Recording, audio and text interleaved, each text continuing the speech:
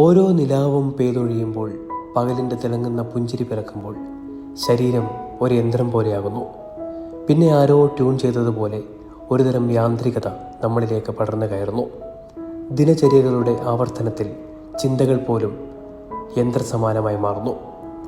എന്തിനാണ് ഇങ്ങനെയൊക്കെ എന്ന് ചോദിച്ചാൽ പലപ്പോഴും ഒരൊറ്റ ഉത്തരമേ ബാക്കിയാകുന്നുള്ളൂ: ജീവിച്ചു പോകണ്ടേ എന്ന ഉത്തരം. എവിടേക്കാണ് പോകേണ്ടത് എന്ന് ചോദിച്ചാൽ ഉത്തരങ്ങളുമില്ല.